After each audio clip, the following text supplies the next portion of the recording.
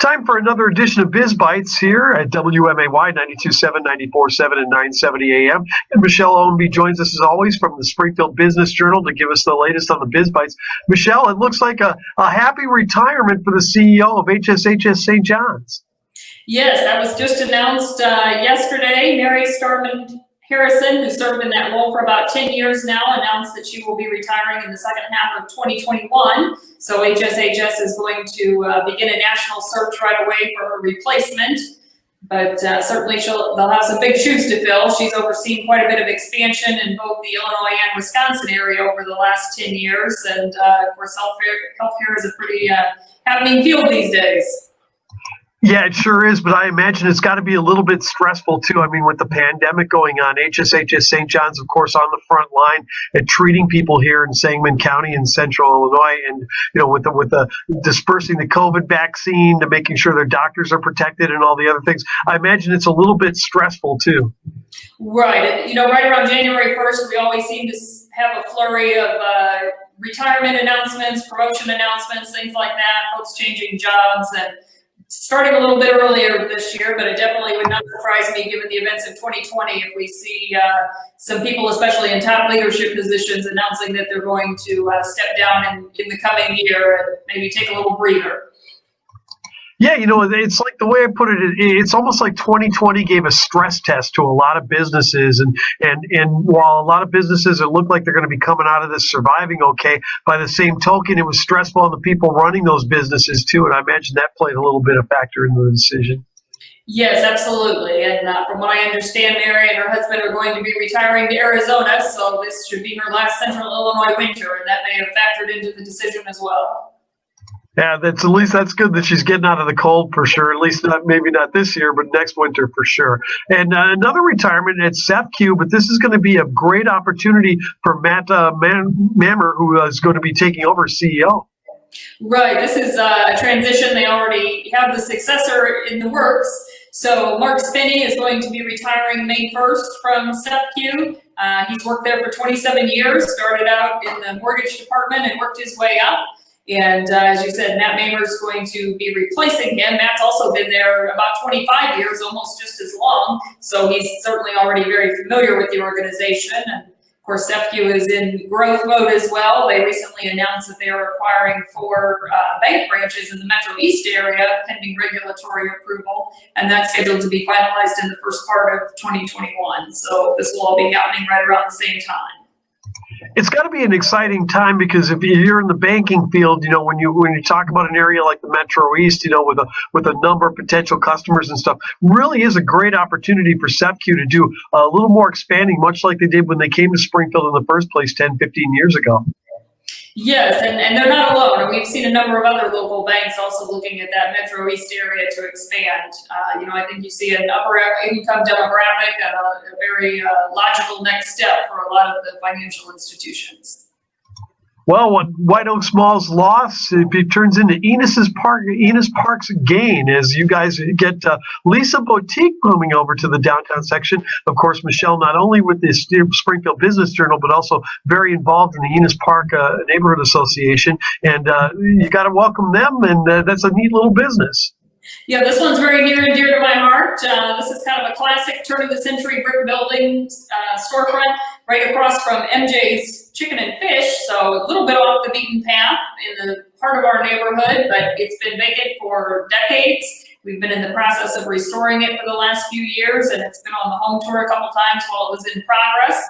But we're very excited to have Lisa Gaines as our new tenant. She just moved in this past weekend, and I know a lot of folks are trying to make a concerted effort to shop local and support small local businesses this year. So hopefully she will do well. But the really fun part is she actually wants to live in the upstairs. We're still in the process of renovating the top floor of the building, but she will be living on the second floor and having her business on the main level. So that's pretty fun. Kind of a throwback to the way it used to be.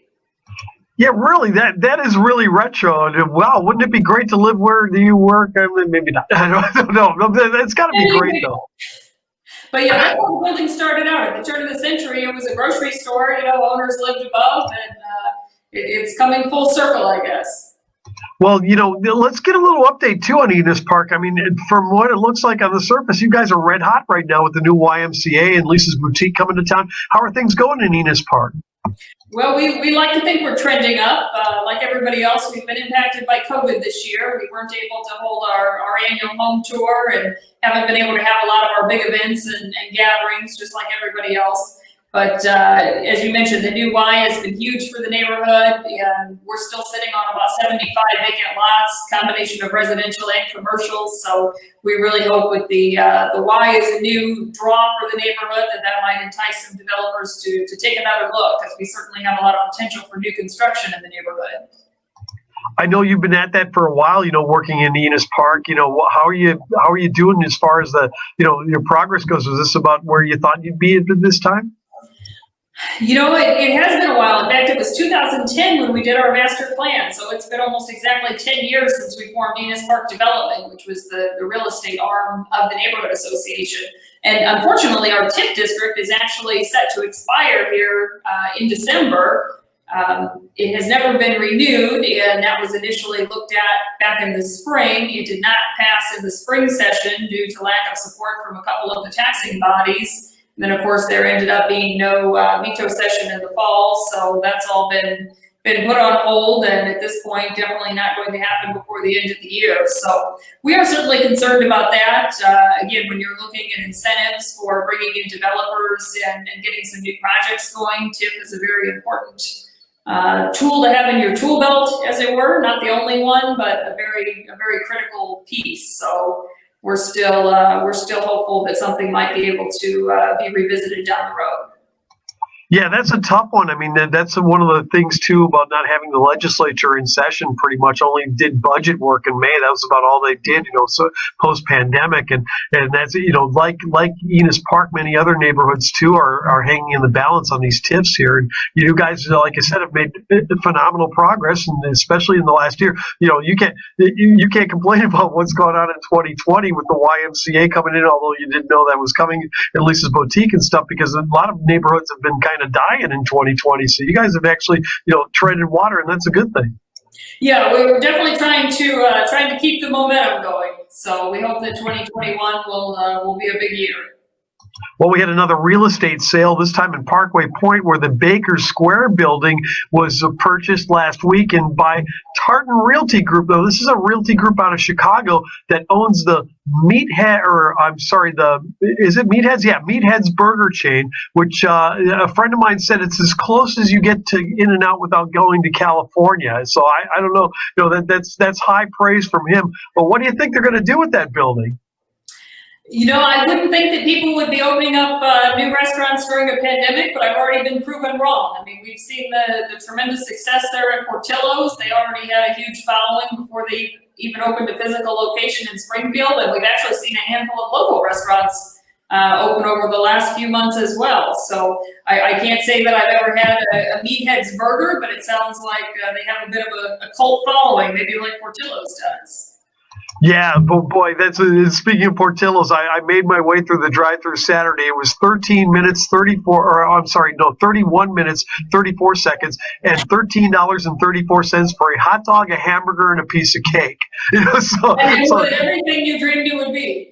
Yeah, exactly. It was worth every penny, but worth every bit of time. And that's what that goes to show you, that even in a pandemic, even in a recession based by the pandemic, people will pay and wait for quality. So if Meatheads Burgers wants to come to Springfield and they've really got a quality product like my friend says they do, I think they'll do pretty well. Yeah, they'll just need even more traffic cops out in Parkway Point. Yeah, exactly. There you go. Listen, Michelle, great stuff as always. Biz Bites is available by email, but tell everybody about how they can get that and how they can get the Springfield Business Journal. Easiest way is through our website, springfieldbusinessjournal.com. You can sign up for Biz Bites free of charge, get it delivered to your inbox every Wednesday afternoon, and then, of course, also sign up for the print edition of the monthly Business Journal. Thank you very much, Michelle. Listen, have a great week, and we'll talk to you again next week. Thanks, Chris.